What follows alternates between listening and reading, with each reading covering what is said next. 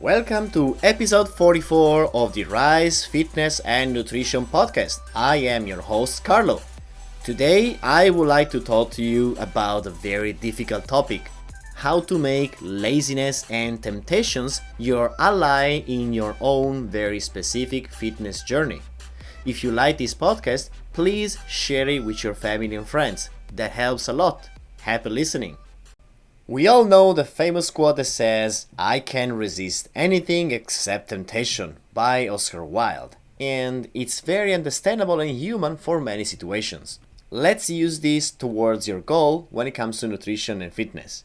If your goal is fat loss, I'm sure that you are 100% aware of how many temptations are on the road to reach your objective. While when you start your fat loss program and you get some early results, it might look like the goal is much more within reach.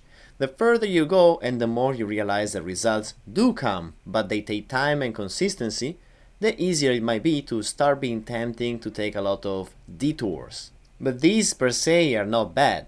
Taking a break once in a while, enjoying a night out with your friends, family or loved one is encouraged and not harmful. It's when the "I'll start again Monday" moments, set on a Tuesday night at Taco Bell, become too frequent that they will slow down your progress or make you feel like your efforts are not working anymore. Needless to say here, life does get in the way. Birthdays, celebrations, work dinners, and a million other absolutely valid reasons might force you to break your workout and nutrition consistency streak, and you and I know how difficult it can be to pick it up again, especially if the break is fairly long. On episode 23 of this podcast, I talk in detail about the fact that there are external factors that we cannot control that will be causing us stress, slow down progress, and potential dissatisfaction or harsh "fuck it" moments. And while we cannot control what's beyond our reach, we can control what's within our influence. And this is what I want to talk to you about today: temptation bundling, or the Mary Poppins effect.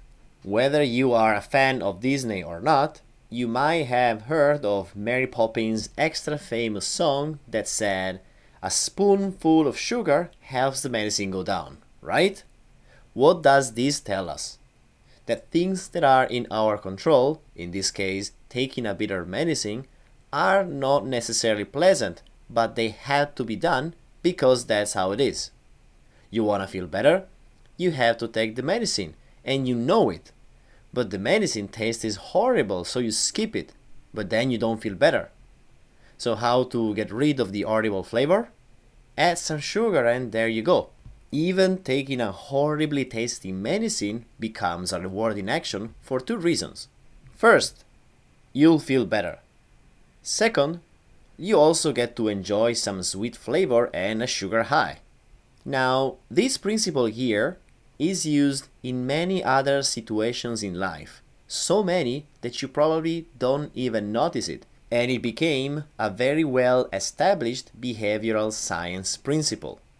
One last example of this: point cards.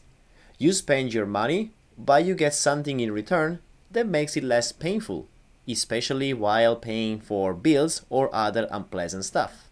How can you translate this into your daily fitness and nutrition struggles? Temptation bundling is simply based on the overlap of two types of things. First, the things I want to do but really shouldn't and I know about. Second, the things I should do but don't really want to and I know about it. Let's leave aside the situations that are outside of our control, that work dinner for example, and let's talk about the things that you can do something about.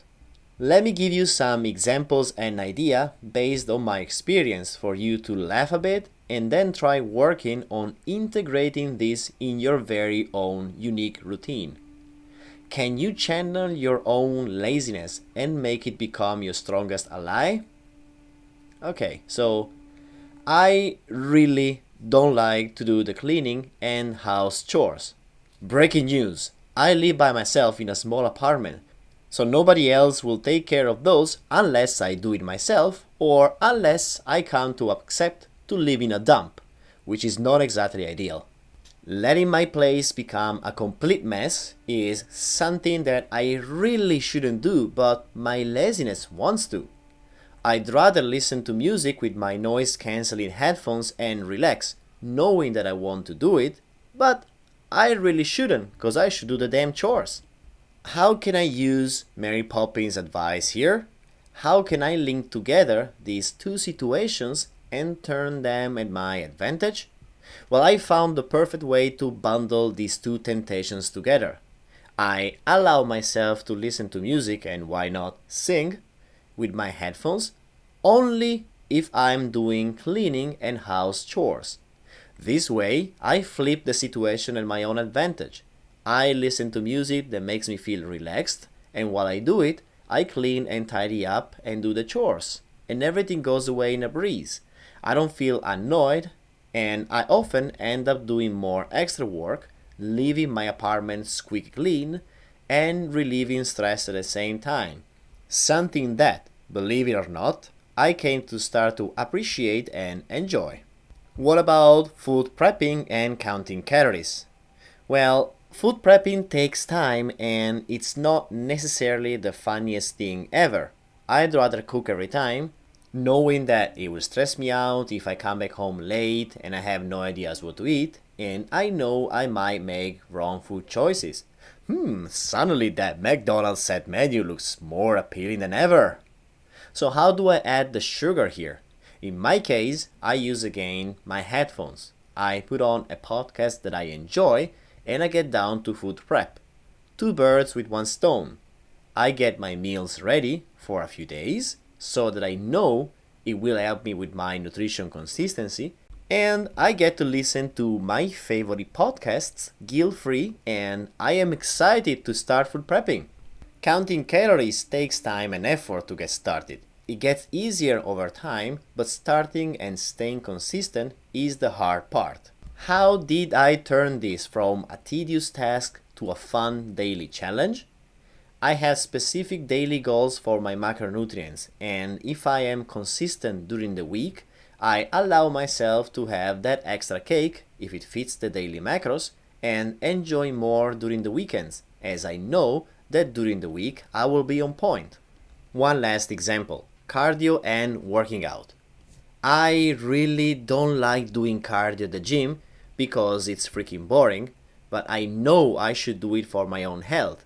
And I'm also aware that it makes my gym session half an hour longer, and I'd rather spend that half an hour watching something on Netflix in the comfort of my apartment. So how do I deal with this? Easy peasy. In the gym, while I do my half an hour of fast walking on the treadmill, I allow myself to catch up on my latest Netflix show. And all of a sudden, these 30 minutes, and more than often a little longer, they become enjoyable, and I actually look forward to do my cardio session in the gym. And I could go on and list so many other situations where, unconsciously, I tricked my brain with temptation bundling to the point that some things became a set, and I can't separate them, or it just feels a little bit weird. But what's the point of all of this? Adding that spoon of sugar to things related to your own struggles for nutrition and fitness might change entirely the perspective that you might have while approaching them, turning those from chores and needs to things that you actually want to do and enjoy. You don't like working out in the gym? Take some group classes, have fun, and link that to adding 30 minutes of strength training to finish the day. See, something that you enjoy and something that you know you should do but you don't feel like to. Put them together. You really can help it to have a slice of the crazy delicious triple chocolate cheesecake? Good. Work on counting your daily macros to be sure that your goals are in check regularly, and then decide one day of the week that is cake day. So allow your nutrition to fit that. To simplify this to the extreme, the Mary Poppins effect or temptation bundling tells you this. Take something you don't like doing but it's important to do, and add a rewarding things that you like to do but is not a priority. Stick them together and get the best of those situations by using laziness at your own advantage. That's it for today. Thank you very much for listening all the way here. I really appreciate that. I hope that you find this information useful and that you can use them in your daily life. If you like my podcast, I would appreciate a 5-star review on Apple Podcast, and if you could share this with your family and friends on Instagram, tagging me at thecarl.fit, that'd be great. Happy rest of the week!